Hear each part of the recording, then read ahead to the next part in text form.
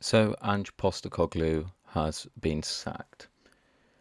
Just 16 days after winning the Europa League, the first trophy Tottenham won in 17 years, the first European trophy Tottenham won in 41 years, Ange Postecoglu is shown the door. Um, in terms of where to start, I think there's only one place, Bilbao, without a single shred of doubt. The best night, the best day of my life. Almost feels like, well, not almost, it was. All of those years for every shit show we've seen for Zagreb away, losing to a manager in prison, you know. Um, to be honest, there's just so much. I'm not going to get into that now, but that night, it it really felt like a coming of age night for not only just for Postecoglou, but I think for Tottenham in general. And it's a weird one because I think a lot of people are saying if you take the emotion out of it, but for me, that's what football's all about. That's what you know. If what is football without emotion? Nothing really, other than us just being customers to you know a franchise or a company that we love. But obviously, the blinkers can only be on so long.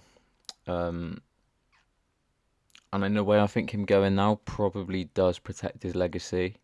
The Admittedly, we won't get to see the season three under Ange. Of course, he teased it at the end of season parade, which part of me thinks I wonder if I think he knew what he was doing. Though I think he's almost got this like cult like ability just to galvanize people in the way he communicates, which for a lot of Spurs fans, myself included, is why when he was sacked, it it did feel like it just left a bit of a sour taste in the mouth. But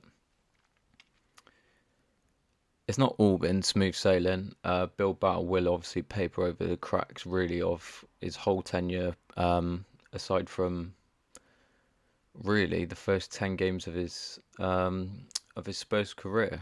Um, if you, even this season, you think back, Bournemouth away, Fulham away. Incidents with the fans, the cup in the air at Chelsea away. So maybe it was something that the writing was on the wall. We just decided not to see it because this big shiny Europa League based carrot was just being dangled in front of our eyes. Should he have got more time? Um, I can see both sides of it, and to be honest, I could be convinced either way. My heart says yes, um, but my head says it probably is best for all parties, really. Um, it's been a few days since he's been sacked, so now the dust is settled, and it looks like it will be Thomas Frank. I can get on board with that. I think my initial gripe was that a club like Spurs, with the infrastructure that we have, obviously now playing European football, the playing squad we have, the potential to grow. I see a lot of people saying, why would Frank come to Spurs? Why would Iriola come to Spurs? Well, in a way, you only need to look at what Ange achieved less than 3 weeks ago. When when that parade was happening and there was over 200,000 people lining the streets of North London just to see this Europa League trophy being paraded about, that was almost a glimpse into the potential of what, if you get it right at this club, what a sleeping giant we are. But back to Ange, 22 league defeats. Oh, I love, I really, really enjoyed Ange. I love the way that, what he stood for, that self belief, not only in himself, well, obviously it would be, but, you know, and the way he communicated, the way he defended the club, it really, really got me on board. But when you look at the cold hard facts, 22 league defeats this year alone, which is the most of any team ever in Premier League history to not be relegated. An underwhelming FA Cup campaign took us, it took extra time to get past Tamworth. A League Cup semi-final. I suppose we beat Man City, we beat Man United along the way, and we beat Liverpool in the first leg. But I think we all knew what was coming in the second leg, if I'm honest. Yeah. So whilst we did get to a League Cup semi-final, I think actually what was more important was the manner in which we bowed out with the competition, and not only the way we went out, but just a clear chasm between Liverpool, who, and it's almost become a bit of a cliche within the Spurs community to hark back to that famous game at Wembley where we beat them 4-1, and then that, was a bit of a sliding doors moment for both clubs. For what it's worth, I would have liked Ange. I think if he was manager next season, I think the majority of Spurs fans would have seen Bilbao and thought, yeah, go on, let's see what's in season 3, especially after he teased it. But I don't know. Part of me thinks, although I'm really, really excited about Thomas Frank, who, yeah, I'm really excited about him, but I do sort of think if Spurs, a club, again, you mentioned it, the infrastructure they have, now got the trophy burden off their back, and European champions, I'm gonna throw that tag out there because likelihood is I'm probably only gonna have 11 more months of saying it in my life as a Spurs fan. But I feel like if we come mid-season for Frank, I think we could have got him, and it almost would be that sort of, with Ange, it just felt like that itch that you just had to scratch. Do you know what I mean?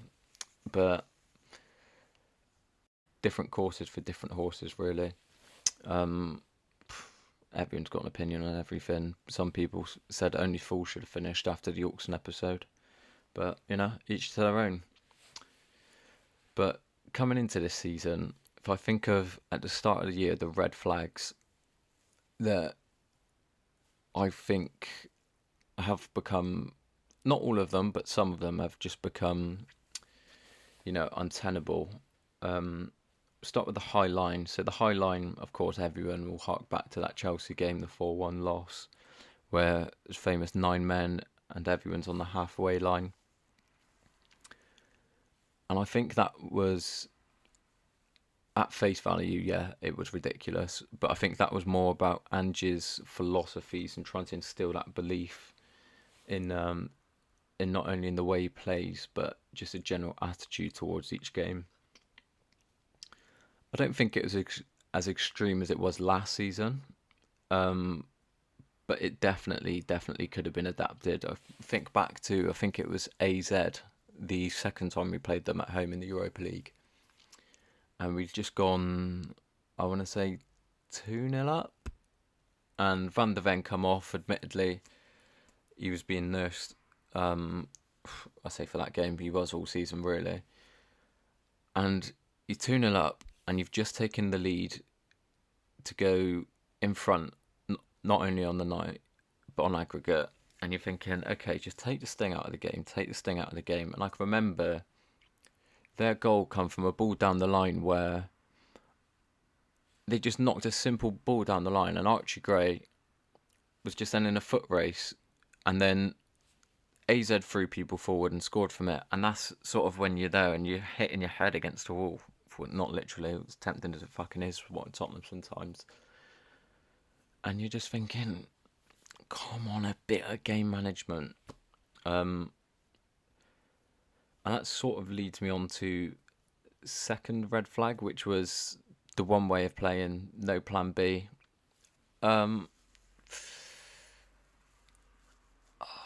Ultimately, it is what has cost Ange's job in a way. And you think about it, that some of the greatest performances we've had this season, Man City away, Liverpool at home in the Cup, Frankfurt away, Bodo away. You know, well, yes, United wasn't a good game, the final, but it was a resilient performance, and we just done what we had to do, which is something you wouldn't associate with Spurs. So I think back to our five best performances of the season, and they were all the very antithesis of this, Ange ball, which and I'm not going to say I wasn't involved, but it was many people getting caught up in the hype of Ange ball. But I'd say he showed some flexibility, especially in Europe. I think that maybe it was just because, as Ange admitted, in February they sort of discarded the league season. Maybe because all the eggs were in that Europa League basket. Maybe it was a case of him saying, I can't let my principles and my, I don't want to say ego, get in the way. It's just got to, even if it's not pretty, and if it's not everything that Ange loves in the way his teams play. But ultimately, that's what got us over the line. One thing that we did adapt to, which I was impressed, I'm not sure how much you'd put it down to Postecoglu, or whether it's maybe Matt Wells, Mason, or Jedinak on the training pitch, was set pieces. I can remember from, I think it was the Man City game in Ange's first season in the FA Cup where Ake scored. And it felt like from that moment, the Everton game, which was on my birthday, and it just felt like Vicario was being targeted. And after the first 6 months of seeing a very solid shot stopper, who, yes, he's not maybe amazing with his feet, but he's comfortable enough, and by all means a better keeper with his feet than Lloris was. But he improved on that. I was quite encouraged as well to see Kinski when he first come in. Admittedly, a lot of them he was punching, but he was coming for crosses. He was being brave, and all the things really that you'd want from a goalkeeper. So whether that's Vicario just improving his natural game based off the work of the coaches, which you maybe suggest, because Kinski, when he come in, was very brave, very determined to get to the balls. But that was the one that I'd say for definite you could say yes, he did adapt. However, it just,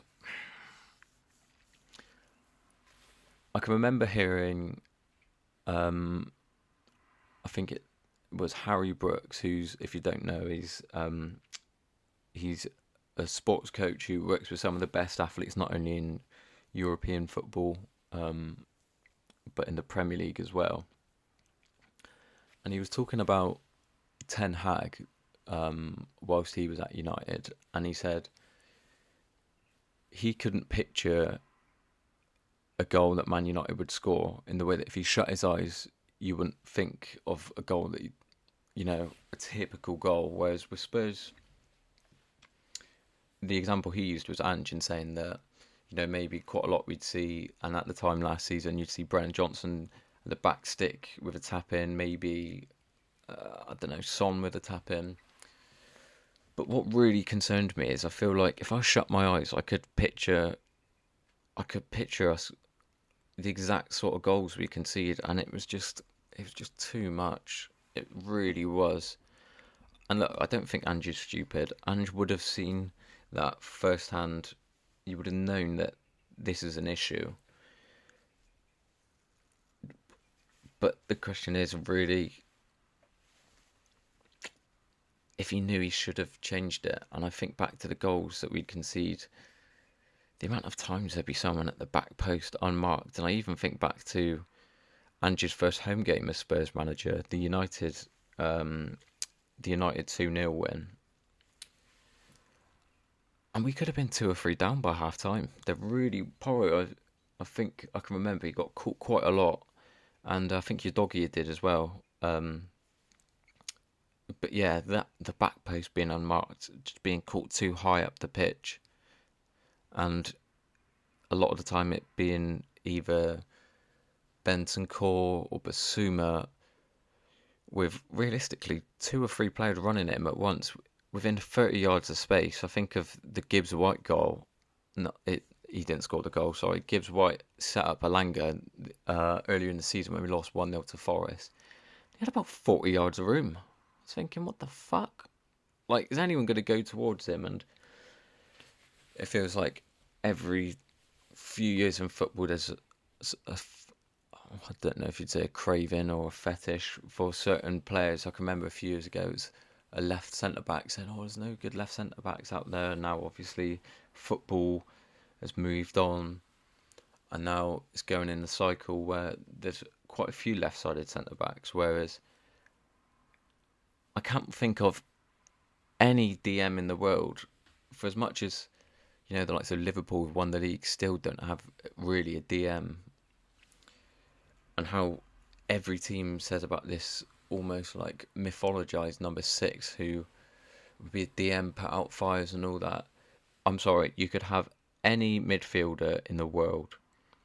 If they've got 2 or 3 players running at them with about 30 yards of space and backpedaling, I'm sorry, I don't care if you're N'Golo Kante, if you're prime Victor Wanyama, if you're Rodri, or if you're Benjamin Stambouli. There is not a single player in the world that would be able to deal with that on their own. So this idea that all that was missing was maybe a defensive midfielder who would come in and just solve all of our problems is just naive. So for me, based on that, I'd say Ange probably...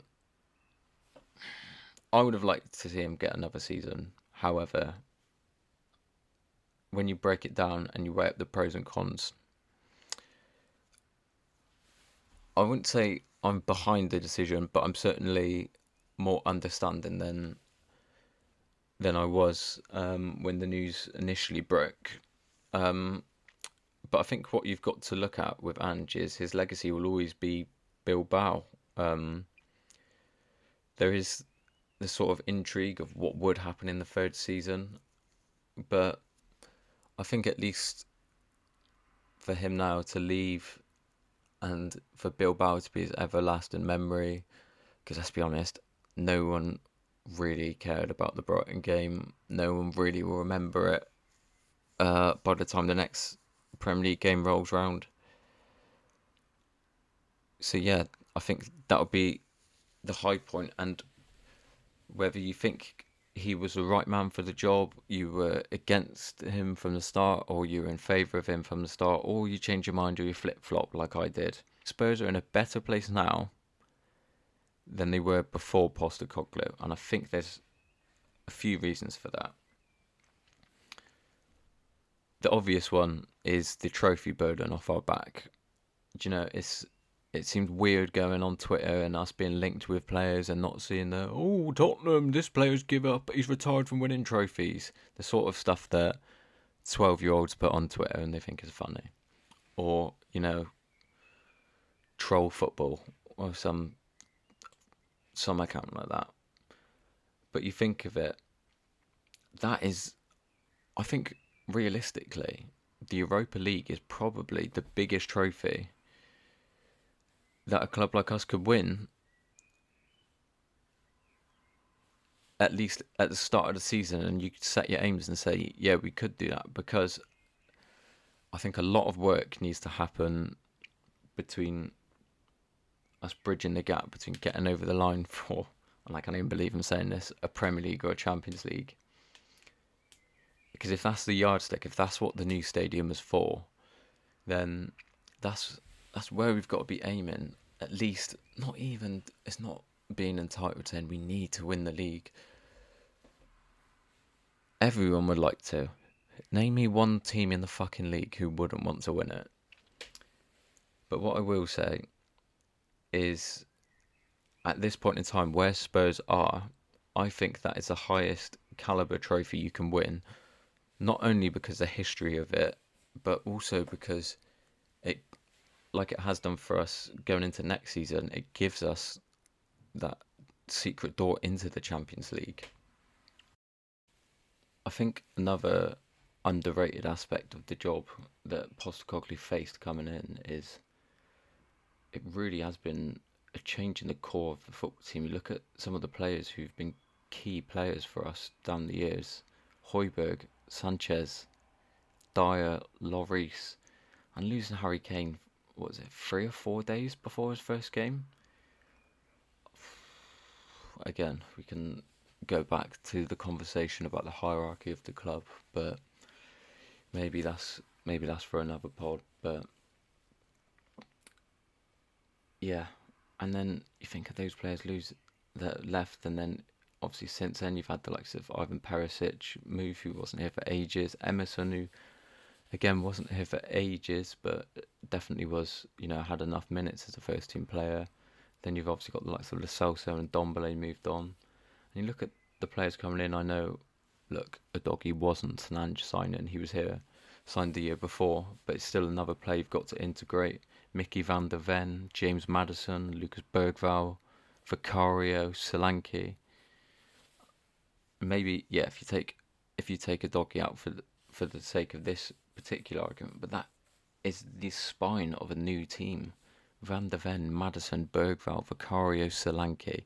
That is five. That is nearly half of the team, all through the heart of the team that has changed.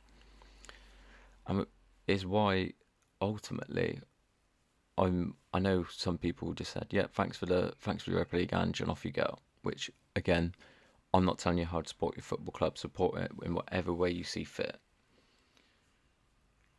But it's another underrated aspect which people haven't really considered, and I think by all accounts it looks like it's going to be Thomas Frank to come in. Which I look at some of the players that he's got the best out of at Brentford, and I look at our squad and the potential. Even the young players in the squad, the likes of Papsar, still a young player, Udogie still young, Odegaard, Bergvall, Gray, Kinski, Spence, Johnson, Moore, and they're only just players that are featured for the first team. Obviously, you've got the likes of Will Lancashire, who scored against Galatasaray, Dane Scarlett, who scored in the Europa League, Demola Ajayi, who scored in the Europa League, Callum Olasesi, who made his debut away at Hoffenheim. That is really, really promising for a manager who's coming in. And I think even if you look out the loanees, the names we've got out on loan: Jamie Donnelly, Alfie Devine, Josh Keeley, again Will Lancashire, Ashley Phillips, Luka Vuskovic, Dorrington, Jan Min Hyuk. That is a really, really solid core, especially for a manager like Thomas Frank, who's going to come in and he's going to develop players the same way he has at Brentford, and the same way he did for the Danish, was it the under-17s, I want to say. I think really there is potential to kick on, and I think if you go back to before Ange come in, you had Antonio Conte, you had Mourinho, and yes, Nuno's a bit of an outlier in this one, but with Mourinho and Conte, there's someone who's been there and done it before on a higher scale to what Ange has, admittedly, but you could put that down to a number of different reasons, whether you think it's talent or where he started in the world, whatever. That's besides the point. But these managers who've had better reputations than Ange coming in, it's almost felt like they've been trying to, I don't know. It's almost like, why aren't you coming along with me? Why aren't you coming along with me? Come on, you need to come along. You need to do better. You need to do better. Whereas Ange, it's almost like Ange has gone there and he sort of held Spurs' hand and he's gone, look, there's going to be bumps in the road, but it doesn't matter. We're going to do it together, whether we're, losing at home to Ipswich or we're beating Man City 4-0, I think with Ange, a lot of it is how you feel. It's how it made a lot of Spurs fans feel. And I think that's really, at least for me, that's what football's about. When I'm on my deathbed, I'm not going to be thinking about the 4-1 loss at home to Brighton, or the loss at home to Palace, or the loss at home to pretty much anyone in the Premier League this season. I'm going to be thinking about Bilbao, the ugly crying I was doing from about the 85th minute onwards. Not having any fingernails left by about the 4th minute of the game. And the explosion of joy when we won it. And I think that's what will be his legacy. And in a way, I think, at least for his reputation at Spurs, it's probably best for him that it went now, um, based off of the last season. Um, but yeah, it sounds a lot more reassuring now, the idea of Frank. Now I've had a few days to settle on it, that sort of thing. But yeah, just finally, just to close on Ange, I think back to some of the high points and the low points. Arsenal, you never managed to get a win over them, and the last three North London derbies have been horrible. Chelsea, every time we played them, again, just put that match in a fire and just never think of it again. Again, Anfield away, Ipswich at home, Leicester at home, Everton away. I think Leicester and Everton were the two where I thought he's gone. Certainly at half time, when I think it was either 2 or 3, we were down to Everton. I think if he didn't claw it back to 3-2, I don't think he would have he'd have got the time to see how the Europa League campaign would finish. But there was high points along the way. His first home game, that United home game, I can remember it just felt like something new. And it was, in a sense. Admittedly, it was only about 10 games, but it was just that feeling that, and I think we mentioned earlier about a Premier League or a Champions League, that's pie in the sky stuff. And if I'm honest, after Bilbao, the way I felt, I don't want it to happen, but I could happily go the rest of my life not seeing us win a thing. And that feeling that not only the players but Ange also gave to us fans, that was just unbelievable. But I think the thing is, and ultimately I think what this comes down to is I think as a fan, all you want is just to feel like you're going in the right direction. And